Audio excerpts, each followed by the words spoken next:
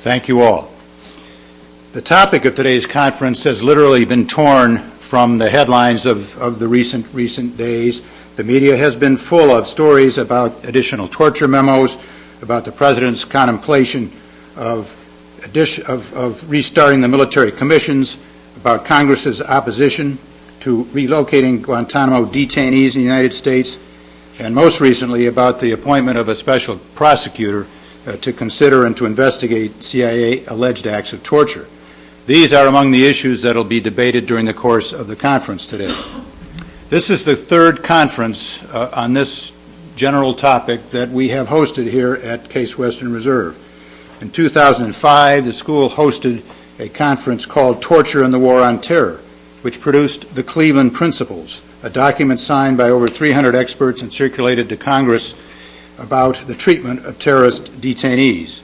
In 2007, we co-hosted with the International Committee of the Red Cross an experts meeting on security detention, which produced a report widely circulated within the government and the United Nations. We are especially proud of the work of our International Law Center and the Journal of International Law in this area, and more broadly in the general areas of war crimes prosecution and human rights. This was all kicked off by a generous gift 8 years ago from alumnus Bruce Klatsky. Cox Center Director Michael Scharf and the other members of the program committee, Mike Newton from Vanderbilt and Scott Silliman from Duke, have assembled an extraordinary lineup of speakers for today. They come from government, international organizations, human rights groups, and the academy, and they represent all sides of the spectrum of debate on the various issues that are implicated. Today's sessions are being held in a uniquely exciting format. With the exception of the general's remarks, which will follow shortly, each session will be a roundtable discussion in a crossfire format. Following the questions of the expert moderators, which will include our own professors Strassfeld and Katz, there will be plenty of time for audience participation, Q&A, and so forth. Today's conference is being webcast live, and we expect an audience around the world of 500 or more. Articles that were generated from the conference will be published in a special double issue of our Journal of International Law, which, thanks to the generosity of the Wolf Family Foundation, will be provided to 2,000 experts and policymakers later this year. I think, to make a long story short, that our audience, but also our distinguished speakers, have a lot to look forward to during the course of the day. It's now my pleasure to officially declare the conference open and to turn proceedings back over to Michael Scharf. Michael? Thank you so much, Bob.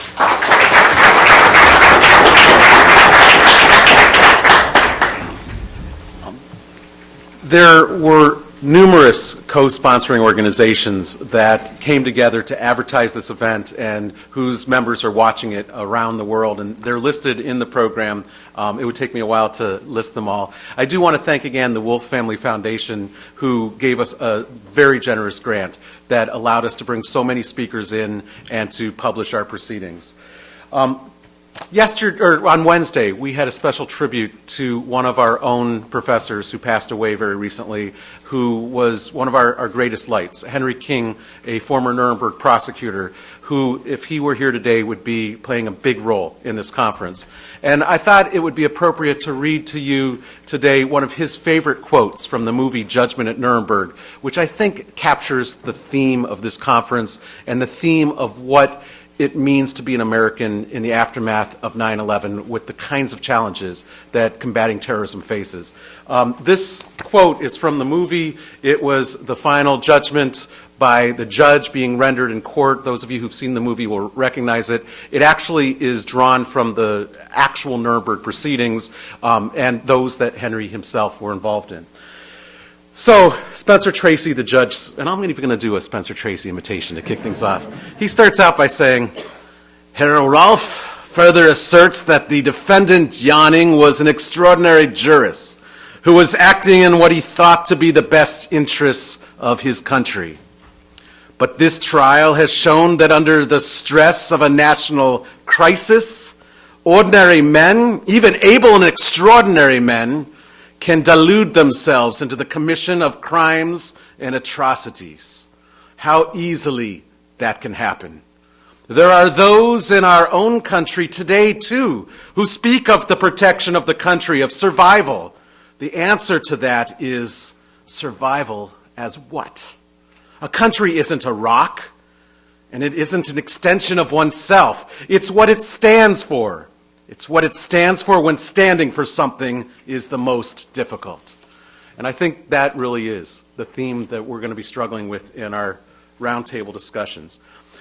Before we begin with our keynote, I do want to bring two people up who are one of the co-sponsors of this. It's Michael Kelly, who's the new president of the International Association of Penal Law, and this is serving as their annual meeting, and Larry May, who won last year's Book of the Year award, given right here, who chaired the committee to pick a new Book of the Year award, and we're very anxious to find out who the winners of that are. So if the two of you would come up.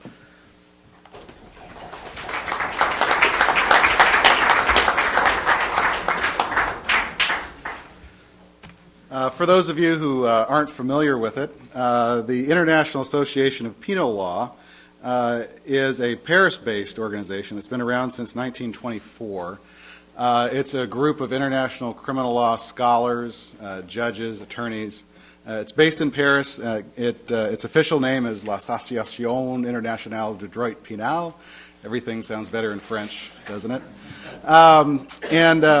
Michael Scharf has led this organization for almost 10 years now. He took over from the eminent Sharif Bassiouni, who, together with Ed Wise, got the U.S. national chapter up and running.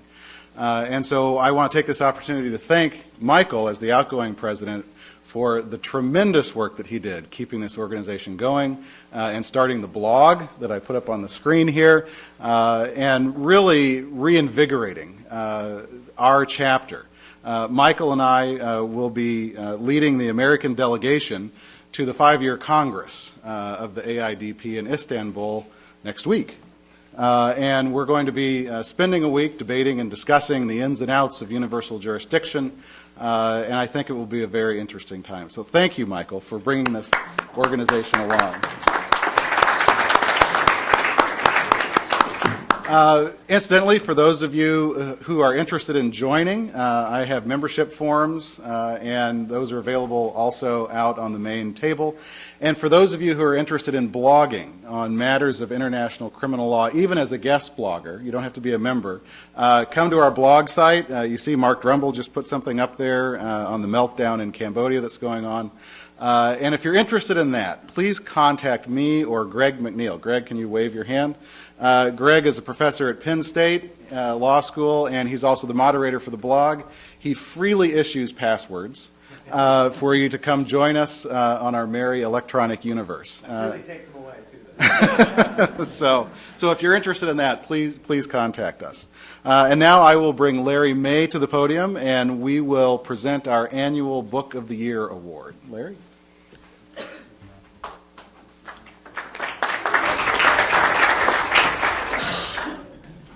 So it was an honor to be asked, or volunteered to do this, to read the books for this year's prize. I just want to say a few words about the runner-up and also the winner this year. I don't want to hold you all from our important work, but I just want to say a few words.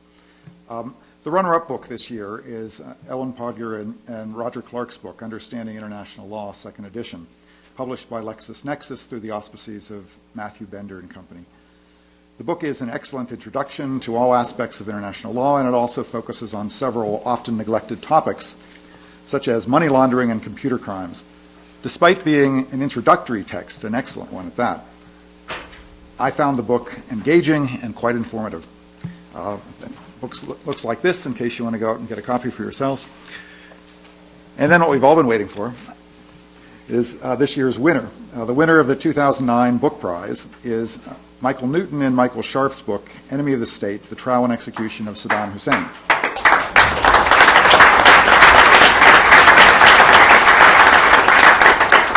This book was published by St. Martin's Press. Those of us who attended last year's meeting were given a complimentary copy of this wonderful book. This is sort of like the Academy Awards, trying to influence us in our voting in the next year's election. Nonetheless, one of my hats is that I'm also a professor of ethics, so of course it couldn't really unduly influence me, and that's why I was put in this position. The book is an amazing combination of gripping journalism and superb scholarship. Like Scharf's previous book on the Yugoslav tribunal, Balkan Justice, it is as clear and powerful as a novel. Like the scholarly articles Newton and Scharf have produced in abundance, the book also provides detailed legal analysis of the Saddam trial. I was especially impressed with the balanced and especially critical perspective that the two Michaels took toward a trial that they had helped craft. And I was also in awe of the ability to blend legal scholarship, history, and journalism in a way that should appeal to many audiences. Despite disagreeing with many of what Newton and Scharf say about the Saddam trial, I nonetheless recommend the book to you all as the best book of this year in international criminal law.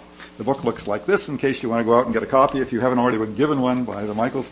And so let me now present plaques to the two winners. First, Michael Newton.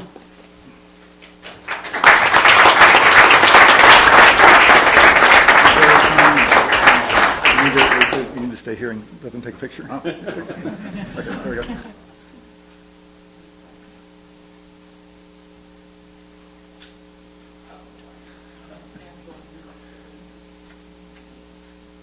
Yeah, she already had my best side. And then, as if he doesn't need any more things for his wall, this is for Michael Scharf. Thank you, Larry.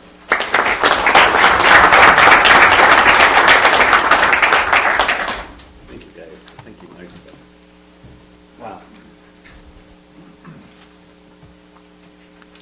All right, well, if you haven't seen enough of Michael Newton already, I'm going to ask him to come back up because he's going to do a very special introduction to our keynote speech.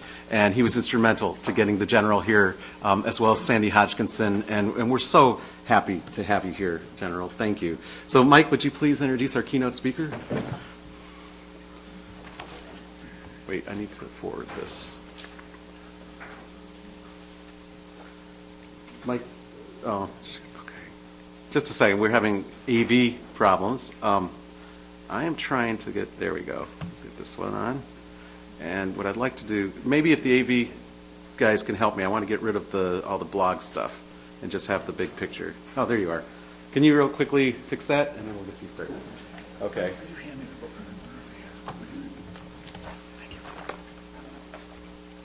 Oh, that's, no, we want the next picture. I'm sorry. There we go. All right, and I'm going to bring this down so that it's not in your way, and we're good.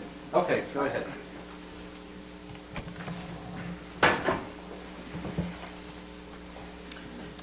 We do have an overflow room, right? Yeah, thank you for remembering that. Yeah. It's just, I want to also recognize, of course, that we've got the overflow room, and we're of course webcasting, but also there are a number of people out in the overflow room, and we look forward to meeting and talking to some of you on the break. It's an especial privilege to be here this morning among so many friends and so many colleagues and so many people that we respect and so many people that have just wandered in from the community to participate. It's a great joy to be here, and I, like many other people here, turned down other engagements and prioritized this because of this special collection. So we very much look forward to the day. In particular, it's an especial pleasure to be here to introduce, for those of you who don't know him and don't know his record, Major General John Altenburg, who will in just a few minutes begin our keynote speech, and with whom I have served, and on more than a couple of occasions, been disciplined a bit, been instructed just a bit, and the key is from whom I've learned a great deal. There's a bio in the program documents. It's the very first one by alphabetization. But it doesn't come near to capturing the essence of the man, the plain words on text. You can see he's currently serving at Greenberg. Traurig had an extremely distinguished military career in so many ways. One of the hallmarks of that was, of course, service in Vietnam, wearing a Special Forces tab, a number of decorations. But he also served as Staff Judge Advocate of 18th Airborne Corps at an important period of that Corps' operational history. There's many, many stories and many people with whom we served in Desert Storm that have many stories and many memories of General Altenburg. And then, of course, we did Haiti.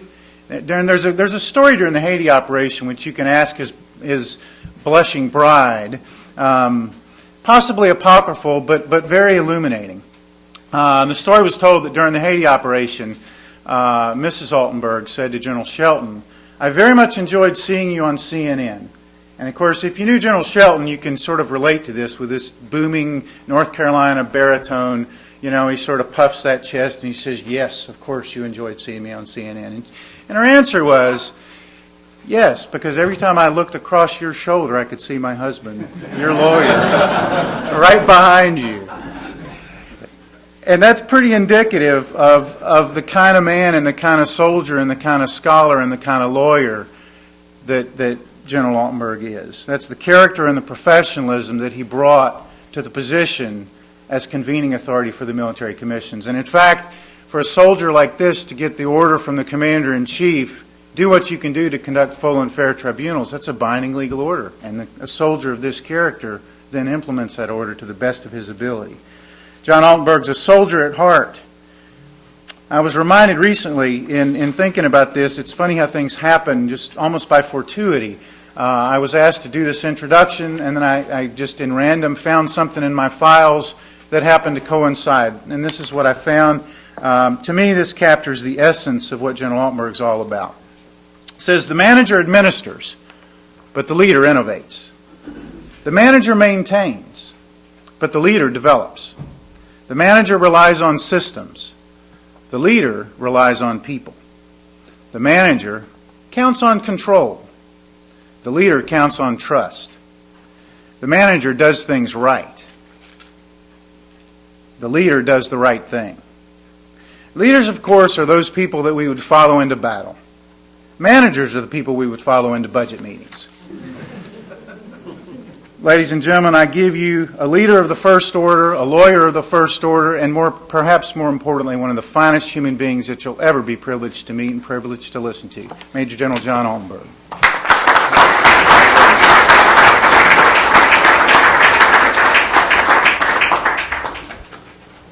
Thanks, everybody. Michael, too much.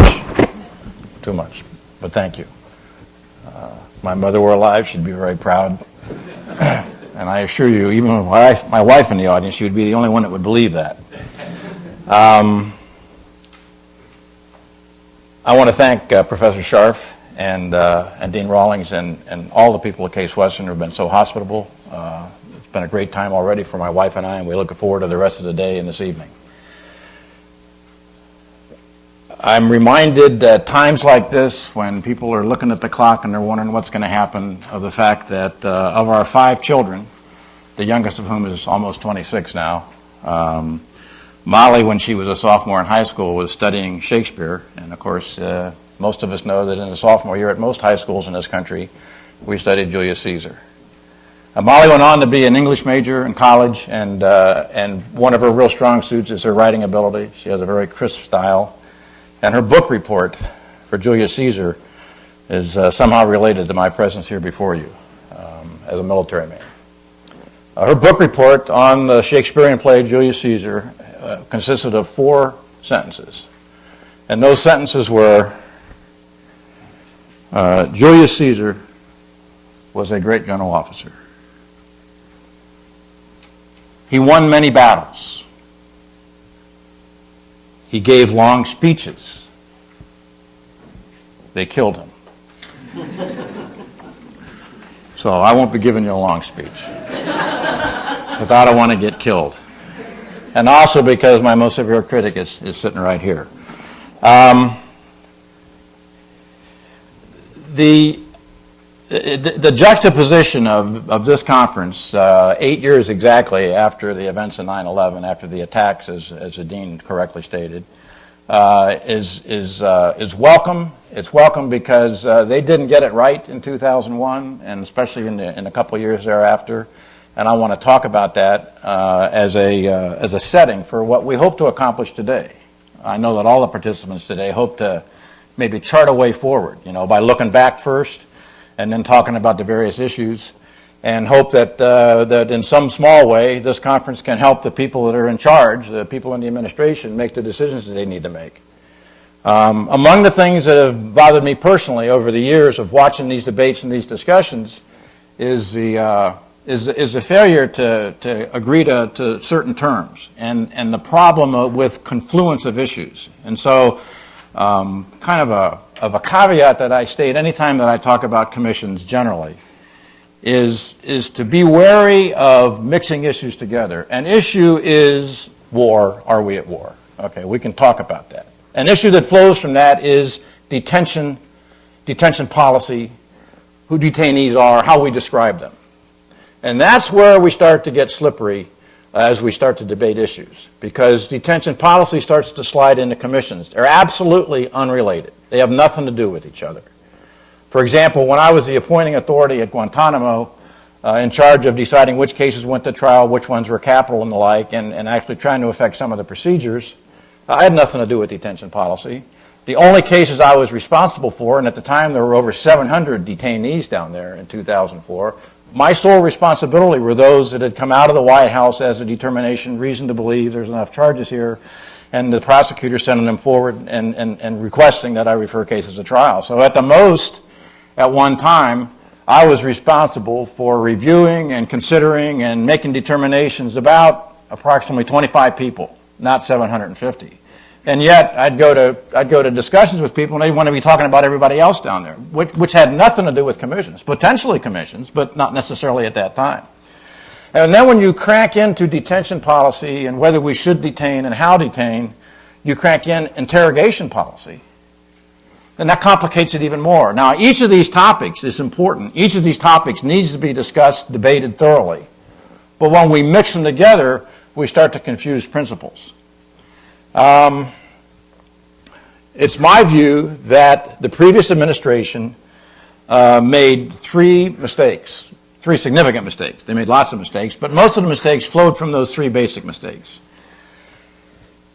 The first mistake was an absolute failure of public education and public diplomacy. And there are many reasons for that, and that topic in and of itself perhaps would be a fruitful discussion. Not today, because it really doesn't make any difference. The fact is they made the mistakes. They didn't educate the public, for example, about war. Are we at war? Now, I know that there are some in the room that don't think we're at war, and I, for one, would never use the expression the global war on terrorism. To me, it's meaningless. And you can imagine as a government employee, when people were leaving the organization, I would be given some kind of paperwork to give an award or a certificate of achievement for someone's 2 years of dedicated duty as a paralegal or as a lawyer working for the defense or working for the prosecution or working for me in the office of the appointing authority. And these kinds of documents, of course, are pretty much boilerplate. They did this, they did that, and it was in the global war on terror. And if it said the global war on terror, I struck it out and sent it back and refused to sign any document that had the words global war on terror. So I'd say it was a war against our enemy, the war against al-Qaeda, the war against something, but it could never say a global war on terror because terror is a tactic and it's silly to use a term like that. And probably nobody in the room disagrees with that, but there are people who disagree with are we at war. And I would say that you may be able to maintain that position in the wake of the following, but the President declared we were at war in 2001. The Congress passed the AUMF, the Authorization for the Use of Military Force, which in a way is a type of, it certainly indicates that there's a conflict going on and they've authorized the use of force by the executive. The Supreme Court implicitly has stated in at least of the 3 or 4 decisions that are called upon as criticism of the Bush administration, which they are, but in those same decisions they've implied that we're at war. Because they've talked about, war doesn't give the executive carte blanche. War doesn't mean they can do whatever they want. And then they've gone on to bang them across the knuckles and say, you shouldn't have done it this way. And they do have right to habeas and so forth and so on. But always implicit in those decisions, from O'Connor and Rawson forward, is the fact that we are at war. And in spite of the fact that we're at war, you can't just do anything you want to do. And then you go to the UN activating, if you will, the Self-Defense Clause, and NATO doing the same thing, and Rio doing the same thing, and all these treaties that we're a part of, I think, reinforce the view that we're at war. Now, how long we've been at war would be yet another debate, and that's the example how, at least for me, I like to compartmentalize these issues. And so some would say, well, the war started in 2001. And others say, no, it was when they attacked a warship in Aden, you know, the USS Cole. Well, no, it was when they attacked the two embassies. And we go back to 1998 now, and there was a fatwa in 1998 where Osama bin Laden talked about, I just remembered it, and she didn't make any signals to me or raise her hand, but I know she's saying, don't talk so fast. Don't talk so fast, because I do tend to do that, and I'm sorry about that. But anyway, back to my rapid rate of speech. In 1998, they issued a fatwa that targeted Americans and American civilians. Said we're going to kill civilians wherever we can find them. You know, what better statement of we're not going to comply with the laws of war, the laws of armed conflict. We don't care what international law says. We're literally going to target civilians. Plus the bombings of the embassies. And back to 96, what happened in 96? He issued a fatwa in 96. All right. You know, saying, you know, again, against Americans. Now, you know, I don't think anybody in the United States, with probably rare exceptions, understood or realized that we were at war all that time. And maybe they're correct, that we didn't really start to have a conflict and a state of war between ourselves and al-Qaeda until 2001. And some would argue that in 1993, with the first World Trade Center bombing, that was an indication that we were at war. So I don't have an answer. I can't really fall down on one of those or the other, so it's worthy of discussion, but I don't have any doubt in my mind that we're at war, and that justifies certain things that flow from that we are at war. Now, did the administration articulate that very well? No, they did not. One of the most important things that flows from the state of war is the ability and the authority and the right, if you will, to detain people that you capture on the battlefield. And for these purposes, I would confine myself to those people that were captured on a battlefield, not to the people that were captured in Bosnia and brought to Afghanistan or brought somewhere else. Okay, those are all issues that are different. They're not a part of the subset of capturing people on the battlefield. But people that are captured on a battlefield, I always like to boil the law down, and I'm going to do it twice today, to boil the law down to real simple components for non-lawyers, which is what I dealt with most of the time when I was in the service, because we were responsible, Michael and I and lots of others, with training soldiers all the way down to corporals and privates on the rules of engagement, on the Geneva Convention obligations that they have. They're trained annually for at least an hour on these subjects.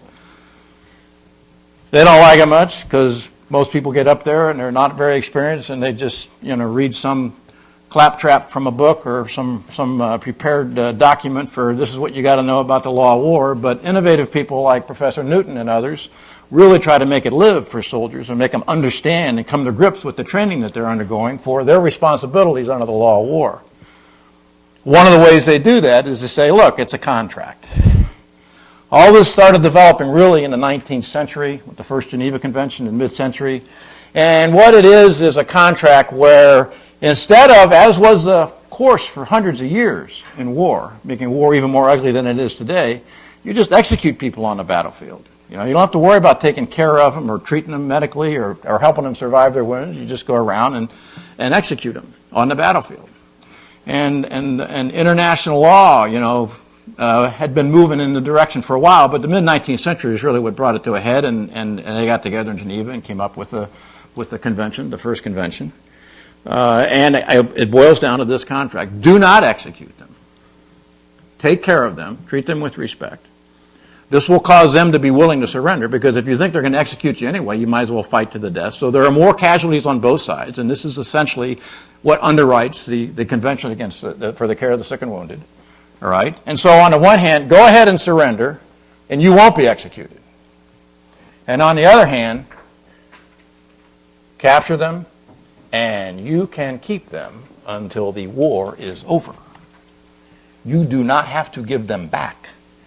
You do not have to put them in a situation where they can attack you again or fight you again. That's the essence of that convention. Not once did anybody in the Bush administration articulate to the public the fact that in 1944 there were more than 400,000 German and Italian detainees, if you will, although I'll grant you they had prisoner of war status, and we contend that the detainees from Afghanistan do not have prisoner of war status. Another discussion. There were over 400,000 of these people in the United States, on military installations in the United States. None of them demanded a lawyer. None of them demanded a trial. All of them understood that under the Geneva Conventions, they would be detained until the war was over. And you might imagine that in December of 1944, they were thinking as the Allies were moving across Europe that they might be out by the springtime. And that after the December 16th attack by the Germans in the counteroffensive in the Ardennes, I suspect that some of them at Fort Huachuca or Fort Leavenworth or some of the posts that aren't posts anymore in the United States were talking about it and saying, you know, if that SOB Hitler gets those troops all the way to Antwerp, we may be here for 3 or 4 more years if he splits the Allies. And so it was very uncertain in December of 1944 and January of 1945 as to how long they were going to be detained. Not once did anybody in the administration in 2002 and 2003 articulate that as this is why we're detaining these people. And there could be another debate about whether they were apposite, you know, because they were prisoners of war in 1944 and we were contending these people are enemy combatants. But the great mass of American people didn't understand there was even a basis for detaining people and not being concerned about trials. You just detain them until the war is over. How do you define the war is over? Oh, that's another debate. Let's have that debate. But instead, we're debating the right to speedy trial and whether it should be Article 3 and domestic criminal law principles. Those weren't the debates that we should be having. And this, again, is a failure of the administration. The debate was on the wrong terms. Perhaps more telling, they did not use the example of the Americans, one of them now a senator, captured in the 60s and 70s, detained in North Vietnam by a state that was not even a signatory to the Geneva Conventions, one of only 8 at the time that wasn't a signatory to the Geneva Conventions, who claimed that all of the people they captured were war criminals. The United States government was very clear and consistent the entire time that those men were detained in North Vietnam. And the position was this: you got them, you take care of them in accordance with the Geneva Conventions. And when the war is over, however we define that, then we expect you to give them back to us. The United States government never said, hey, give them back to us now, this isn't fair. Hey, you can't detain them without a trial. That's wrong. What about their right to a lawyer? Not one time did the United States government take that position.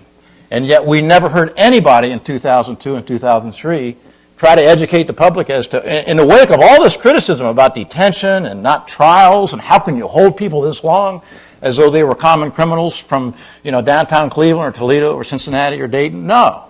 Nobody ever articulated the fact that, wait a minute, we're at war. We have the right to detain. We detain until the war is over. There are discussions that we should have, though, because now it is the 21st century and we have this really unusual set of non-state actors that are unprecedented in their economic power and unprecedented in their ability to conduct military operations. So how are we going to tell when the war is over? There's not a capital to capture. There's not really even a head of state to say, okay, yeah, we capitulate, we won't fight anymore. You know, so these are problems. These are things that need to be debated. But instead, we're debating why we're holding somebody until a war that we can't tell when it's over. We're talking about whether they have a right to a lawyer. Why did this happen? It's worthy of another discussion, but I'll say 2 words: arrogance and naivete. I believe that certain people in the administration, certainly not all of them, certain people in the administration were arrogant about the power of the executive, and they were naive in not understanding that the American public needs information. They need to be educated, and I don't mean that in terms of talking down to them. I mean in terms of you need to justify the actions you're taking. If you explain it to the American public, they may understand it and buy into it. But if you just assume that they don't have a need to know, that we know everything, and we can handle this, and all you got to do is follow along, that was their mistake. Arrogance and naivete led them to the mistake, and the huge mistake was the lack of public education, the lack of public diplomacy, both at home and abroad. The second big mistake they made, and it actually occurred before the first one, they did not conduct Article 5 tribunals in Afghanistan. Huge mistake, and we've been paying for it ever since. There was not a single uniformed lawyer in any of the 5 military services that was opposed to conducting Article 5 tribunals. We do them as a matter of course. The Third Geneva Convention says that where there's doubt as to the status, whether the person's a prisoner of war or a civilian or arguably by the United States government, an unlawful combatant or an unprivileged belligerent, where there's some doubt about that, then you must conduct an Article 5 tribunal to determine what their status is. The government got it partly right in that if there isn't any doubt, you don't have to conduct a tribunal. You don't have to do them just for the heck of it. But where there's any doubt, you need to conduct a tribunal. And the decision was made from very high in the government, we're not doing Article 5 tribunals. I personally think that was because they didn't understand the Geneva Conventions. I think personally it was because they didn't care about what they would call derogatorily the international community. I think they felt that it somehow invoked the Geneva Conventions, which quite frankly it should have. Some of them were maintaining the Geneva Conventions don't apply because of the nature of Al-Qaeda and the Taliban. All of that was wrong-headed. All they had to say was Afghanistan's a signatory to the Geneva Conventions, the United States is a signatory, we're in that country, we're fighting a war, we're capturing people, the Geneva Conventions apply. When you apply the Geneva Conventions, you need to make determinations as to what is the status of the people that you capture. If it's very clear that they're unlawful combatants, as almost everybody that would be an Al-Qaeda member, I'm not going to get into how you can tell they're an Al-Qaeda member, but everybody who's an Al-Qaeda member is an unlawful combatant, okay, fine. You don't have to conduct an Article 5 tribunal. Taliban is a tougher question. I know that the academics in the room know exactly what I'm talking about, that, they may be a ragtag, halfway military. They may not wear the indicia of rank, and they may not train in the law of war. In fact, they say they're going to disobey the law of war and attack civilians and all of that. But still, as ragtag as they are the army of Afghanistan, and Afghanistan is a signatory. And they're going to be right, and you're going to be right. And law review articles for the next 20 years about whether the Taliban were automatically should have been considered, unlawful combatants or not. Okay, that's one for the ages to debate, and both sides have got something to say. But to categorize everybody that they capture as automatically Taliban or Al Qaeda, and not to conduct any Article 5 tribunals, meant that we had this process of evacuating people to different detention places and ultimately sending over 800 over time back to Guantanamo. There's 2 reasons why Article 5s are important to conduct. And one is to comply with the Geneva Conventions and to make sure that, if there's a basis for capturing that you understand what it is, and to give them an opportunity to say, hey, I'm not Taliban, I'm not Al-Qaeda. And in my view, the bar is very low for where there's doubt. The Geneva Convention says where doubt, Article 5, where there's doubt, then you have to have the tribunal. And my way of thinking, as soon as somebody says, I'm not Al-Qaeda, I'm not Taliban, they've jumped over the bar, and you must conduct a tribunal. That's all it takes. Even if the evidence is overwhelming at that time to the individual, you must conduct a tribunal. Conducting the tribunals comply with the law of war, comply with the Third Geneva Convention, but they also, as many aspects of the law of war do, provide a systemic control measure for the military forces. Had we been conducting Article 5 tribunals, we would have had a sense of what kind of things are happening at the point of capture. Are prisoners being abused at the point of capture? Are they being wounded there? What's happening in our process? How are we treating them as we're bringing them back? Are we asking people, who they are? Are we using translators? All of those things. So you have an internal control measure, so to speak, on the military force.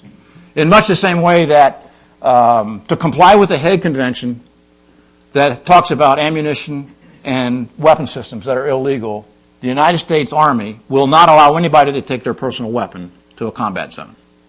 Hey, I got a .357 Magnum. I'd rather have that with me. I don't like the 9 mil that you give me. I want my own .357 Magnum. Most people don't know that the reason that we have to have all of our weapon systems and all of our ammunition certified by the Judge Advocate General of the Army before we're allowed to take them anywhere in the world and use them is so that we will comply with the Hague Conventions against unlawful ammo and unlawful weapons. And so because we can't vouch for everybody's private weapon and ammo, we don't let them take them. It's a simple control measure. Could we set up a system and provide the right to take your weapon where we would examine it and look at it before you get deployed? Yeah, we could do that. Why don't we do that? It's inefficient. So we don't do that. So we just say, ipso facto, nobody can take a weapon. And that's an internal control mechanism for our compliance with the law of war, for the government, for the United States nation's compliance with the law of war. And conducting Article 5 tribunals are useful for the purpose I just described, in addition to the fact that you're required to do them by the law of armed conflict. All right, and the third big mistake is, like good lawyers, they took a presidential order from 1942 and they said, this was upheld by the Supreme Court 8-0. We need to get this exactly right. So let's write ourselves a presidential military order just like Roosevelt's. And there wasn't much difference. That's good lawyering. You use what worked. You use what precedent says will be upheld.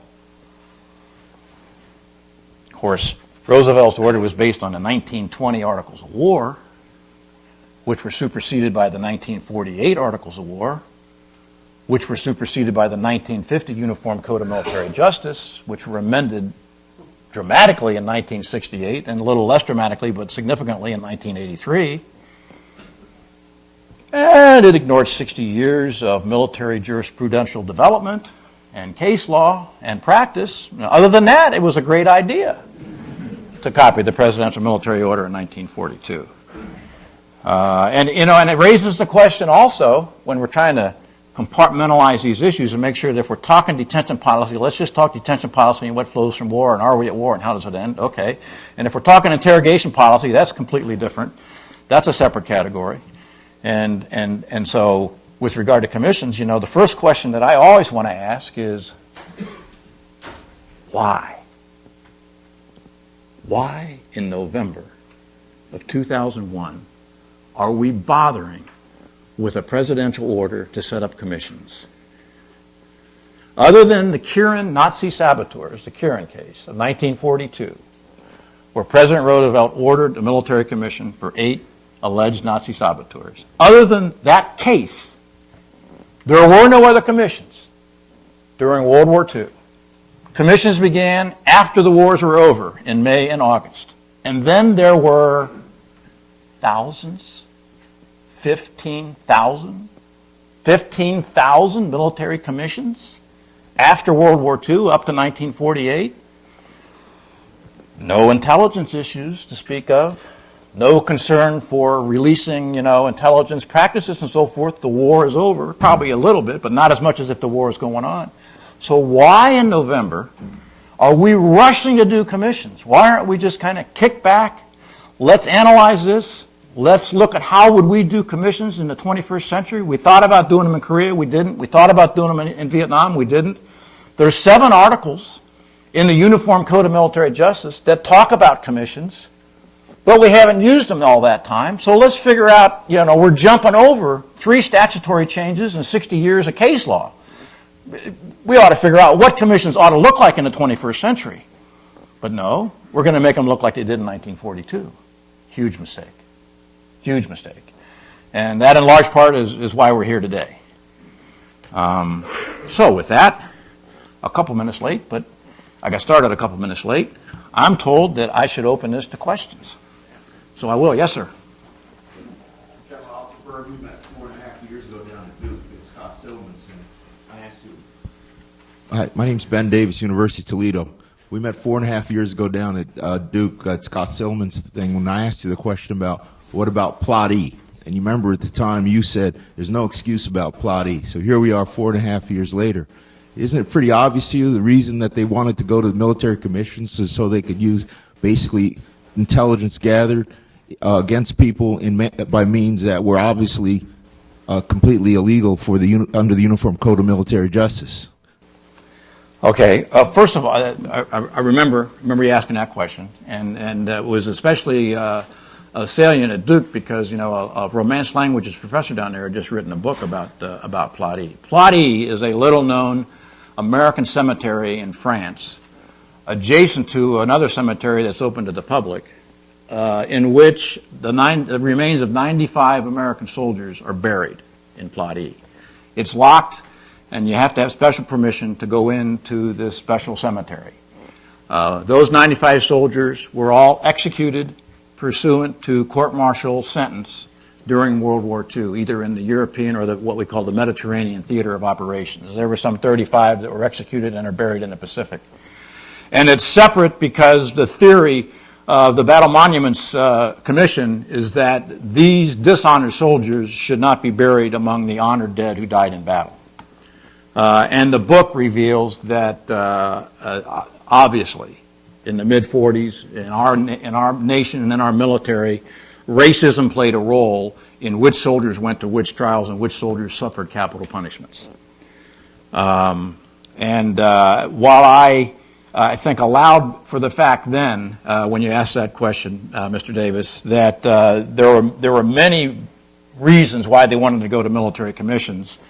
The fact is, I don't care why Dick Cheney or David Addington or Jim Haynes or anybody else wanted to do military commissions. I believe military commissions are justified if done correctly. I believe they're a tool in the kit, if you will, of the American government, and in particular the American executive and the commander-in-chief of American forces.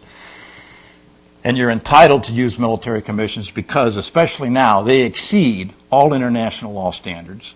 Okay, anything that's being done in ad hoc tribunals anywhere in the world, military commissions as they are now designed, exceed all those standards. And it is important because we're collecting evidence on a battlefield, and there's not, what do they call it, this television program? CSI. CSI is not out there. We're not stretching yellow tape around the place where we just bombed some place or some kid threw a grenade. We're not doing any of that, and so the evidence is quite different. And so I really don't care about all the bad reasons. And you're right, there were lots of bad reasons. In fact, I likened it at one point in time in a discussion in the Pentagon to, you guys have been watching too many World War II movies, and you got too many ideas. I really personally believe that some people in the administration thought that defense lawyers would roll over. They had no idea of what had happened to military jurisprudence in the last 60 years. They assumed that defense lawyers would do what they thought based on movies and television they had always done, which is, I'll plead my guy guilty. I'm a U.S. Army or I'm a U.S. Air Force officer. I'm not going to represent a bad guy. All of which was wrong. The biggest shock in the world was when they found, that the defense lawyers were making constitutional motions and opposing the President of the United States. Wasn't a shock to anybody in uniform, I assure you. Either a lawyer or a commander. Nobody was shocked. That's what defense lawyers are supposed to do. They have that obligation. And they do it well, and that's one of the great positive stories of the last few years is the aggressiveness with which the defense lawyers have pursued the representation of their clients, the detainees. So, again, it's the battlefield aspect of it that I think is especially telling. Yes, you're back there. You're up first.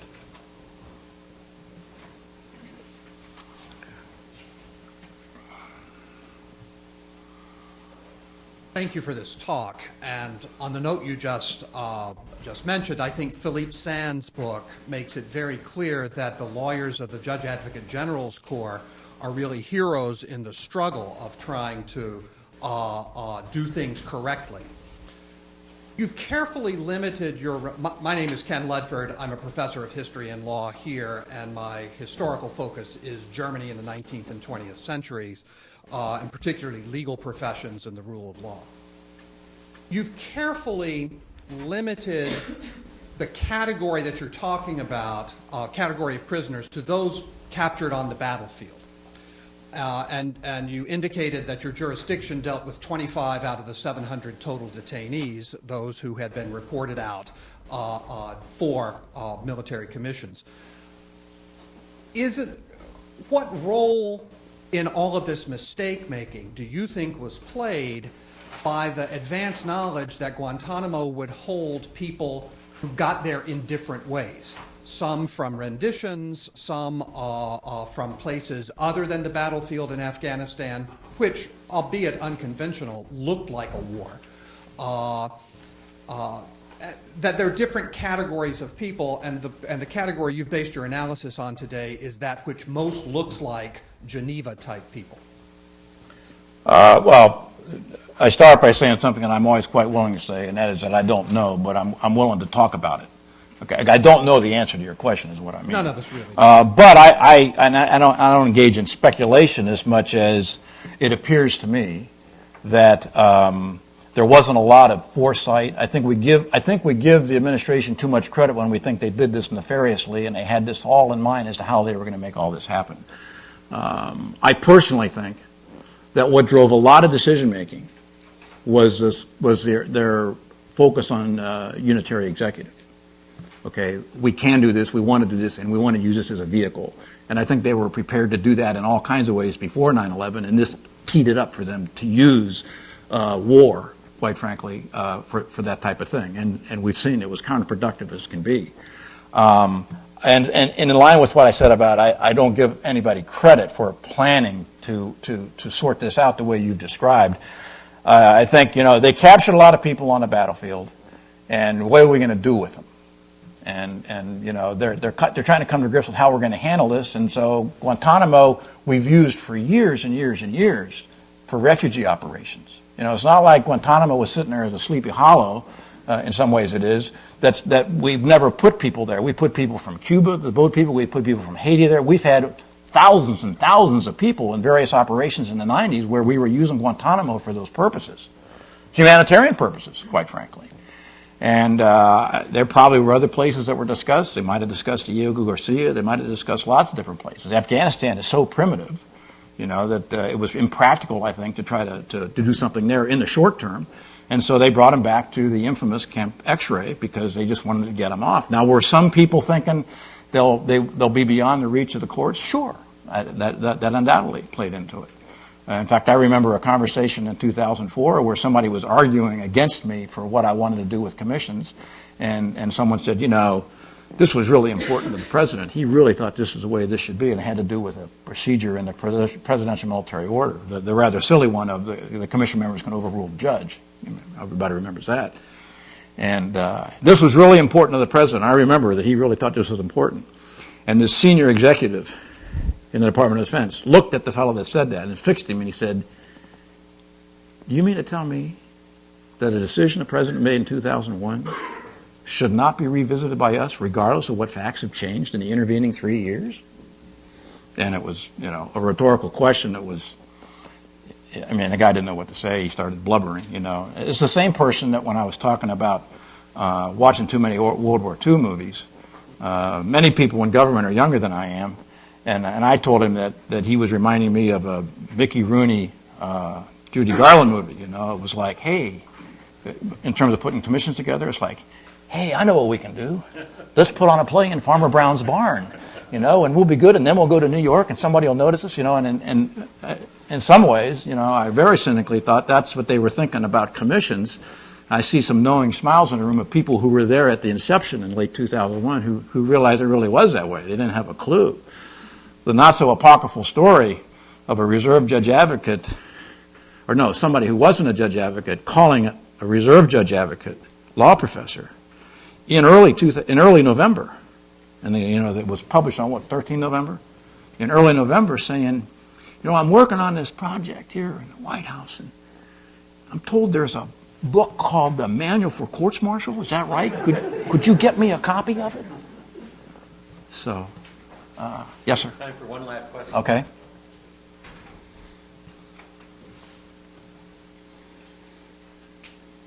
Okay. If you did hold Article 5 hearings to ascertain whether a person was from Al-Qaeda or not, wouldn't it be quite likely that almost nobody would be from Al-Qaeda? Because what is Al-Qaeda? Al-Qaeda means the base. That's pretty nebulous. So it's like, and if almost nobody would be found to be a member of Al-Qaeda, couldn't you thus shut down Guantanamo and also these other secret detention facilities all the way around the world. Okay. Article 5 tribunals would have been conducted on the battlefield in Afghanistan. And you're right to point out that membership, they don't wear something stamped on their forehead that says Al-Qaeda. What you would be determining at an Article 5 tribunal would be, is this person an unlawful combatant or not? So are they a part of an armed force? Were they fighting against us? Did somebody see them shooting? And the like. And through questioning, find that out and see what they've got to say. And there would be 3 officers making a judgment about, I think this person is an unlawful combatant. Quite frankly, international law, Geneva Convention 3, Article 5, is vague deliberately by the international community, and it's a very low standard. It does not take much, for someone to be declared, a prisoner of war or an unlawful combatant or a detained civilian. I mean, the standard's very low. I mean, they say what they say, and you drive on. When we talk about the status of people, all these 400,000 people in the United States in 1944, how many, a rhetorical question, how many were drivers, typists, clerks, all conscripts? Hey, I don't hate you guys. I didn't want to fight. I didn't even have a damn gun. I was driving a Jeep for the German war machine, and I was conscripted at the age of 17. Why you got me as a prisoner? Because international law says anybody you capture on the battlefield you keep and you detain. So the first thing I want to say to your question is it would have all happened in Afghanistan, and Justice O'Connor in the Rawson decision basically stomped her foot and winked at the government and said, you should do tribunals. She even talked about some type of status tribunal, which became the Combat Status Review Tribunal, CSRTs, which are years later, Article 5s are supposed to take their place, and which have, quite frankly, much more process, much more protections than Article 5 tribunals. It's a very low bar internationally. And that's another example of what where the government failed in public diplomacy and didn't educate the public as to this is what the standard is. Do you think it's unfair that a driver could be captured in 1944 and kept at Fort Huachuca for indefinite periods of time without a trial, without a charge or anything? And a guy was a 17-year-old driver of a Jeep for a colonel? And the answer is, yeah, that's the law. Sounds bad, doesn't make good television, doesn't play well to the civil libertarians, but that's the law. That's war. War is hell. It's ugly. We're trying to do the best job we can at making it, as humane as possible. But it's an ugly, dirty business to begin with. And so that's got to be the start point. And that's, we were never put on a war footing. The criticisms go on and on about where that takes us. And as George Goebel used to say, not many people remember George Goebel. I see by the clock on the wall, there's a dead fly. I thank you.